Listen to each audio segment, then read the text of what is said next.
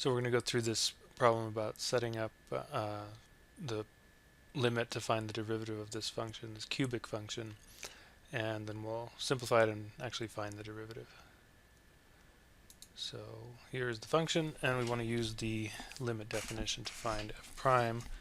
So according to the limit definition, f prime of x is equal to the limit as h approaches 0 of f of x plus h minus f of x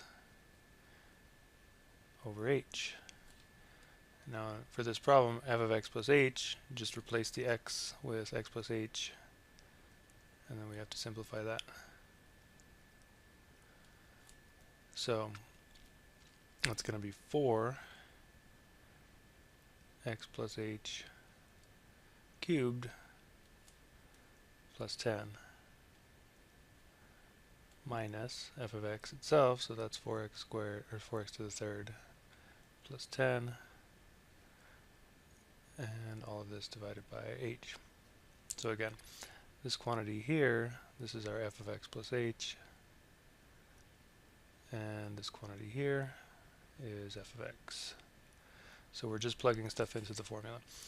Now we have to simplify. This is the maybe more difficult part compared to what we would do if that were just a quadratic. So now what you can do to expand that thing, that you could just write this as x plus h squared and then multiply that by x plus h, and then just do the expansion of the quadratic and then multiply that by another x plus h. Or you can use this thing that's called the binomial expansion. I posted about how to, or I posted a video, Khan Academy video about how to actually do that, and I'll go ahead and post that in the frequently asked questions as well. But the way that works is basically you just take the x gets raised to that third power first, so you're going to have an x to the third, and then you combine the x's and the h's after that in descending order of power on the x's. So I'm going to leave a little bit of room for the coefficient that we're going to have.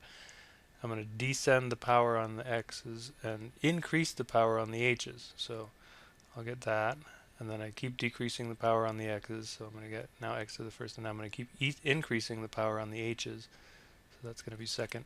And then finally, the last one, notice that the h went from 0 power to first power to second power, and the x's are decreasing in power, 3, 2, 1.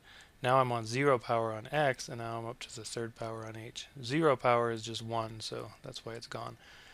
Okay, now the coefficients, these coefficients actually come from what's called Pascal's triangle. You can look that up. I'll actually just draw it over here. Pascal's triangle looks like this.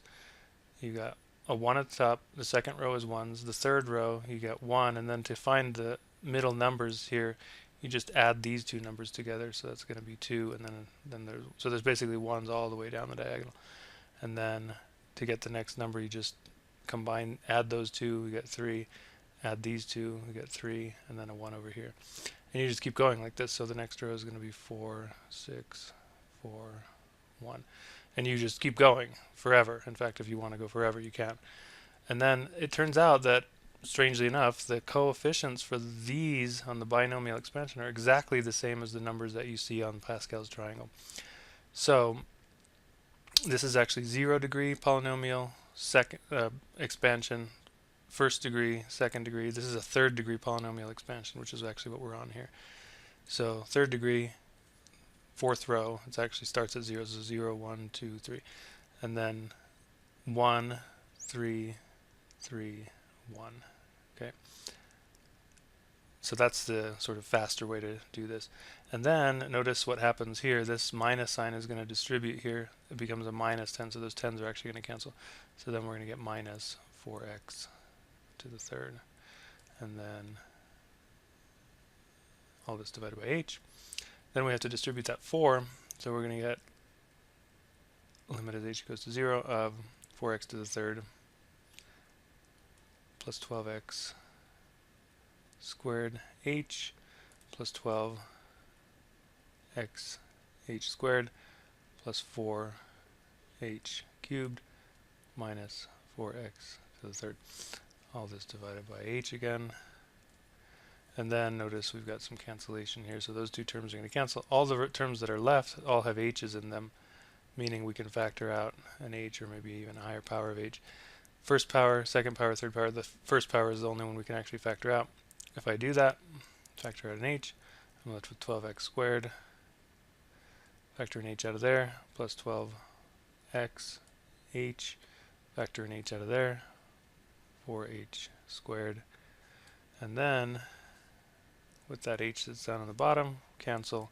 This is what we're left with then. And now we can go ahead and take that limit. And this limit we can just do with direct substitution. If I plug in 0 for here and here, both of those terms are gone. What am I left with at the end of this? 12x squared. So that's our derivative using the limit definition.